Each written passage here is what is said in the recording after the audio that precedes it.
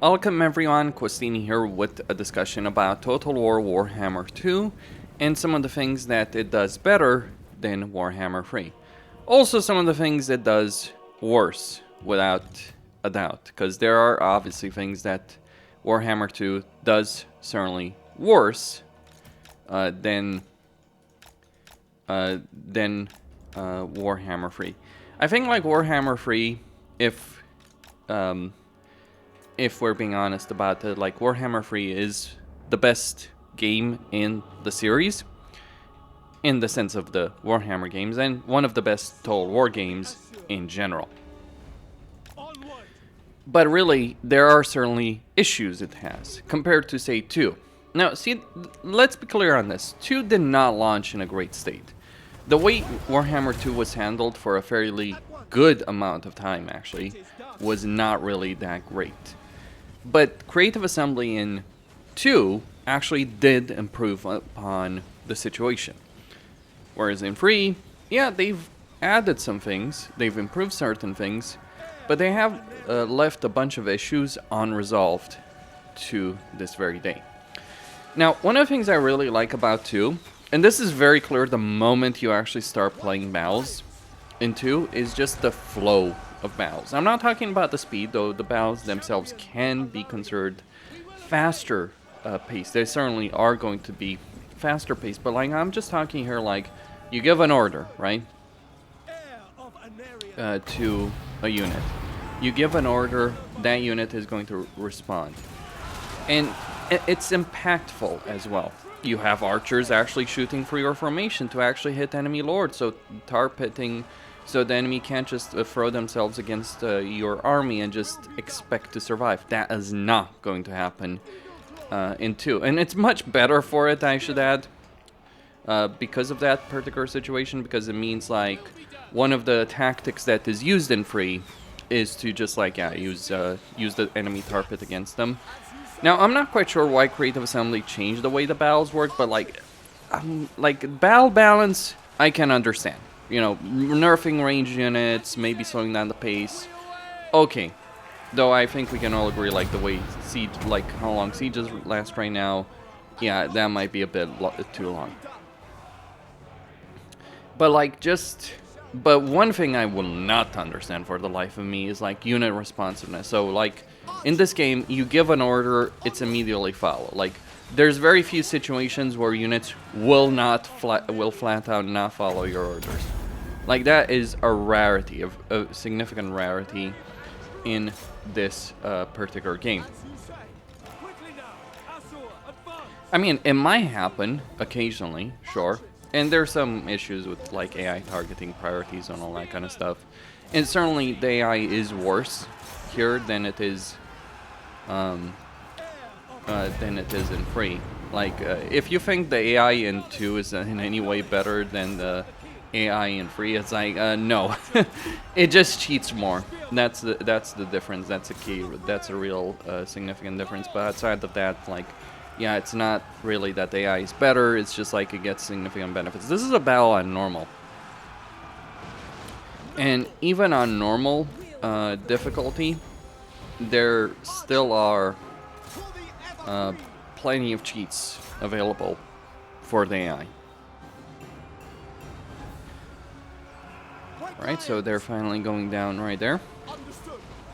Now, what I like about the battles here is, like, just because range units fire better, units are more responsive, it actually gives you a lot of possibilities in a particular battle that you may have theoretically in 3, but realistically you're just not going to utilize them in 3 because, well, bad unit responsiveness means you need to constantly, you know, check that your units are actually following your orders. Whereas in 2 over here, I know my units are following my orders, so it's like I don't have to babysit them. And I can focus on what's important. Like, I've made plenty of points in many videos that battles are not great in Warhammer 3 and a lot of battles are pointless. That's certainly the case that there's a lot of pointless battles in a campaign in 2 as well, far more so than in 3 actually. But like, just the actual individual battle experience, like, this was nothing amazing. Like, the tactics I used, nothing amazing. I lost half my White Lions and Spearmen. Again, nothing amazing in terms of tactics, but, like, the way this battle feels compared to how it feels in Free, it's night and day difference. And mind you, battles feel similar in 1 to how they are in 2. It's Free that's the one odd out.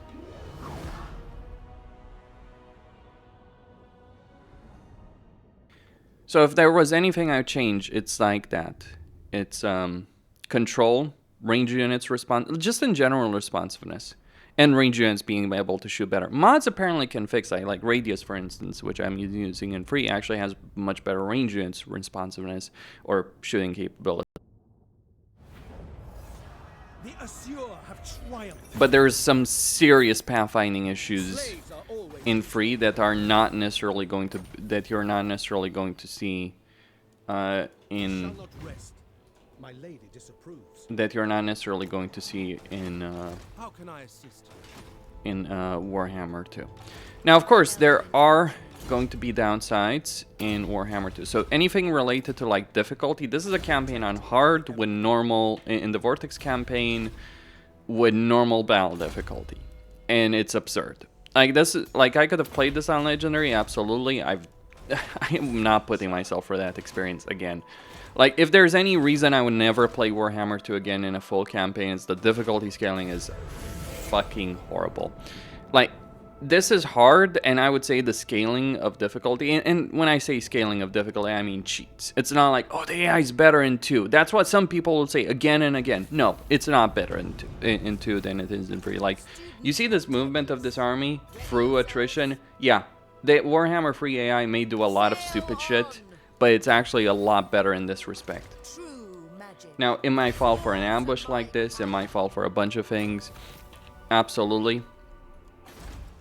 But like overall, just the competency of the AI is far, far greater in Free than 2. So that's one of the things they shouldn't change back on. And also, crucially, from my perspective, the difficulty scaling is a heck of a lot better in Free than 2. Like, people say, oh, it's too easy. I'm like, okay, let me make a point. A game being hard is irrelevant unless it's done the right way. There are some games that do it the right way, there are some games that do it the bad way. Warhammer 2, Warhammer 1, Warhammer 2, every Total War game basically ever since Shogun 2 handled difficulty in a crappy way. I've played all of them on Legendary, just in case you're wondering. I have playthroughs of this. This is not competent AI. Like, force marching over here because it's like, okay. And what's annoying about this is like, beneath an archmage. The AI is just walking straight up to its demise. And they will do so again and again and again. Now, mind you, they will do so in Free as well, but, you know, we talk about the passive AI. How about the suicidal AI of 2? Like the crazy, maniacal AI that we would constantly have to deal with It shall be done. in Warhammer 2. That was certainly not a good feature. So, like, in terms of just difficulty scaling in general, Warhammer Free is the better game. Much better game. Like, it's not even a contest. And mind you, you can still win a campaign pretty quickly in 2. The thing that's actually slowing me down here is distance between settlements. One thing I do greatly appreciate about Warhammer 2, even though it's in the Vortex campaign, not Mortal Empires, and it'll be pointed out that this was certainly not the case as launch, not with the computers we had back then. But one of the things to be absolutely praise, I guess Aranessa wasn't quite so suicidal. Tyrion, heir of an area.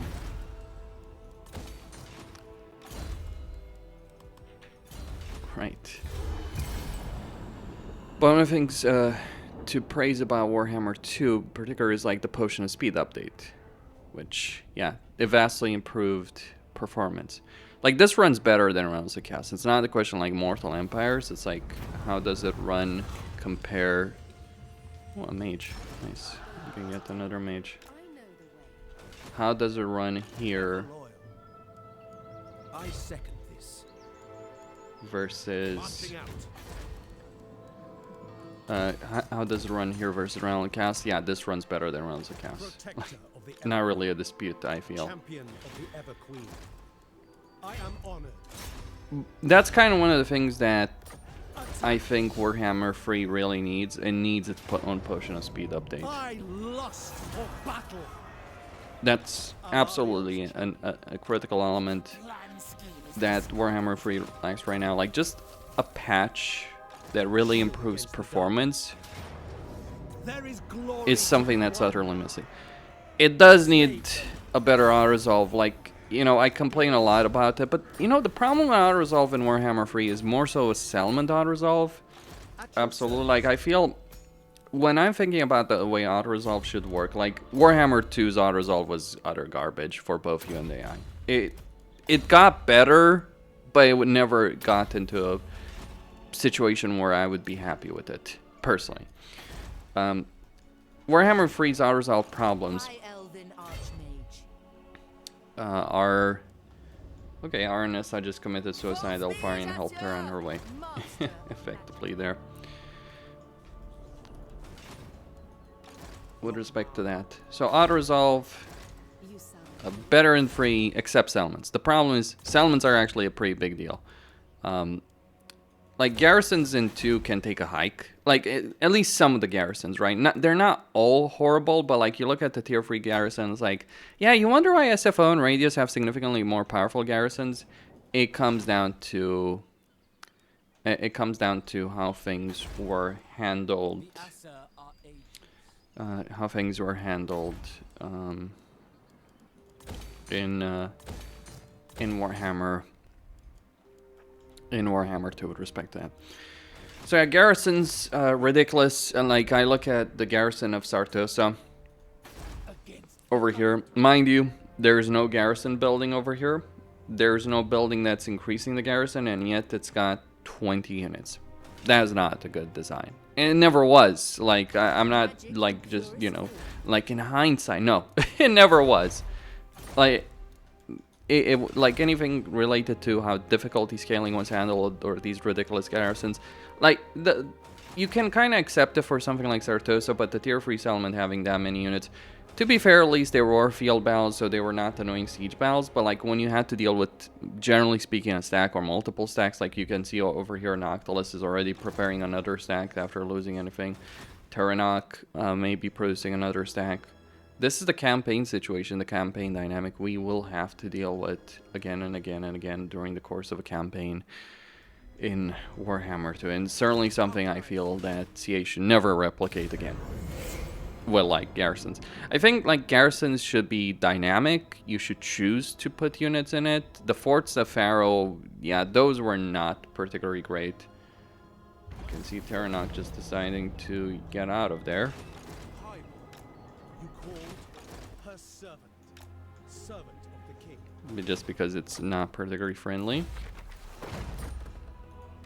Shield of Alaria.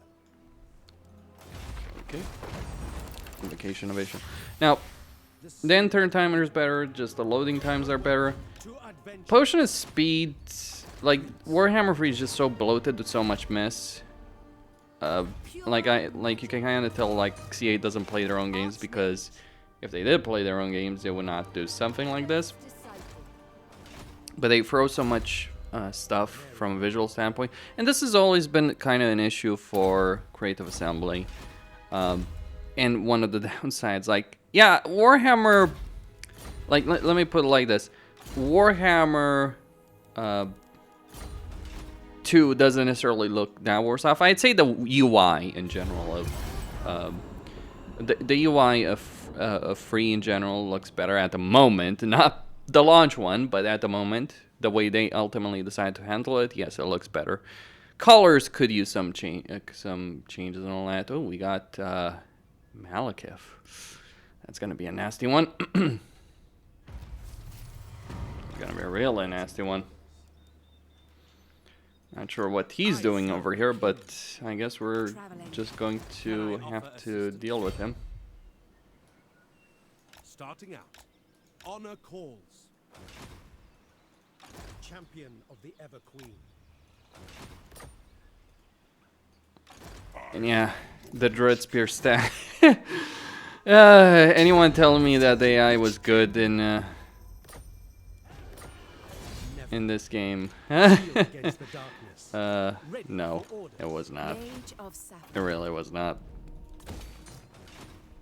Corruption, I would say, in general, like the way corruption worked in Warhammer 1 and 2, yeah, that was not a great system, honestly. Like, I think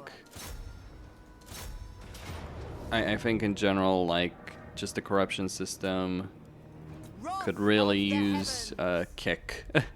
Like, could have used the kick out of this, so I'm glad they changed it. Like, the slow burn of corruption, again, like, I'm not fond of this idea some people have. Oh, it's like, oh, the intern button simulator. That's what I'd call it. Like, the intern button simulator is not particularly great. Oof, Malice Darkblade. So we're getting a full invasion. Oof, that's gonna be rough. So yeah, the AI just cheating. I think they used one of the vortexes to get their asses over here, but yeah, it's an absurd situation. Both of them, like, they probably used this.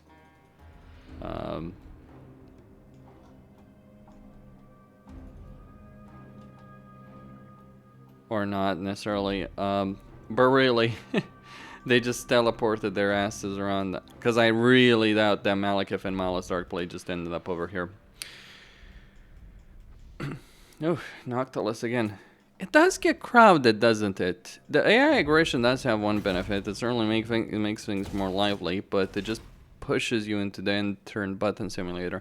Now, I'm not saying Warhammer 3 is great in this respect. It is not, but I think, like, there's some issues when you constantly see stack after stack. So I think, like, some balance between the two of them when it comes to AI behavior and like, just aggression would be welcome.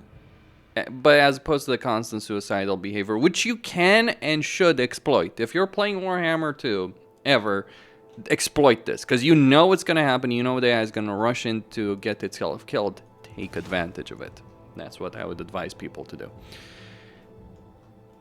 So yeah, like, loading times better in 2, performance generally far better in 2, makes sense. Though honestly, Troy also runs pretty well. So, and Pharaoh's campaign map runs pretty well. The battles of Pharaoh run horribly for whatever reason, but, like, campaign map of Pharaoh and campaign map of Troy runs quite well, far better than Warhammer 3. And I'm also considering Realms of Chaos here, not just Immortal Empires. Like, just Warhammer 3's performance is in the gutter.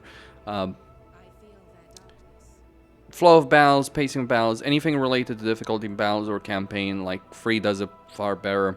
That would be my perspective on that. So, like, 3's handling of difficulty is not the best. It could be improved. I think, like, what I would say about Warhammer 3 is, like, the difficulty should be gradually increasing in a campaign. Like, let's say every 15 turns or so, the AI gets more benefits. Not enormous benefits, like, they start in a similar position perhaps to where they are right now. Maybe a bit less, actually. Yeah, reduce it at the start for the Legendary Lords especially, so they're not just constantly dominating the campaign. Like, you know, I play hyper aggressively, but there's a reason behind this. If you play a campaign like this, you realize why cheesing is, like, cheese hammer, as some people would call it, has become the norm in terms of Total War experiences. It was, like, the way difficulty was handled here really pushed people down that particular playstyle in far more ways than you might think. So that's something that CA, I'm glad they're moving away from that. They should make a better break with it. They kind of took a step back with Total War Pharaoh. So difficulty far better handled in 3. Corruption, control, etc. better in 3 than in 2. Just campaign balance in general. Like, anything to relate to the campaign. Diplomacy. Oh, yeah. Let's talk about diplomacy. Diplomacy is so nonsensical in this game, like, it's ridiculous. Like, you're guess-working whether or not the faction is going to confederate you or not. Say what you will about the diplomatic situation of Warhammer 3. you can understand it. Now people will say, oh, it makes it predictable. Well, as opposed to the AI just being completely brain dead, sure. But Sailing on. Protector of the Everqueen. yes, you can argue it's predictable. It's also like having sensical AI that you can actually work with is a godsend in comparison to the crap we constantly have to deal with in other games. Now, the Confederation aspect is like Malekith just confederated Malice Darkblade over here. The Confederation aspect is like double-edged sword. Like, I feel the fact that factions almost never confederate in Warhammer. I mean, they do. They start doing it, but it takes a long time for them to even be able to start. And you're rarely going to see all of the Dark Elves united against one faction. I think it should not be just like, well, Malekith is doing it or Tyrion is doing it. I think that was one of the big problems in Warhammer 2 that we had with respect to that it would always be like Hexwattle, Tyrion, Karl Franz. In some ways, obviously, that makes sense, but I think it should depend on the campaign dynamics that are happening as well, right? So it's like, which faction of the Lizardmen is really strong? That should be the one that ends up coming out on top, from my point of view. Anyway, Warhammer 2 has its moments, has its good things. Like, if I could have, like, the battles, though not the battle difficulty or the difficulty settings of Warhammer 2 battles, like the various benefits, but like just the way battles respond, the way they flow from 2 combined with the campaign mechanics of 3, I would be far happier. Along with the performance of Warhammer 2, holy crap, would that be great. You know, also one thing I would really like, this map. Yeah, could we have this map, just the Vortex map, in Warhammer 3? It's not really the largest map, it's not necessarily that much larger than the Realms of Chaos map, but the reason this map is a lot better in the Vortex race is significantly better than the Realms of Chaos Soul race. The reason this works is like you can speed it up dependent on your campaign's success based on capturing, you know, these ritual resource sites. I mean, you are given basically one that you're supposed to defend, capturing any more, but like if you're playing the campaign well, you can and should speed up your campaign progress. That's the major difference between those two games. Whereas in Realms of Chaos, it doesn't matter how good you are, you're still going to have to wait X number of turns to be able to get the souls. And that's really annoying because like it just like kills any reason why you should push to progress in a campaign. You can lose this race. Obviously the AI is going to cheat in both of them, but at least in Warhammer at least in Warhammer 2, you can win this progression race by playing the game as you normally would. And obviously capturing these strategic resources, but still, you're just playing a normal campaign. In 3, you're not playing a normal campaign. It's completely attached from Total War, so that's one of the things that 2 has far above 3. Just like the narrative-driven campaigns are a lot better into, like, better cinematics, better story, better race, better dynamics, just overall of the campaign. It's kind of sad about Bellicor in 3 and Yuri, but such as it is. As someone pointed out, like, how did they make such a great tutorial campaign and such a crappy main storyline campaign? I don't know. Cosine signing out.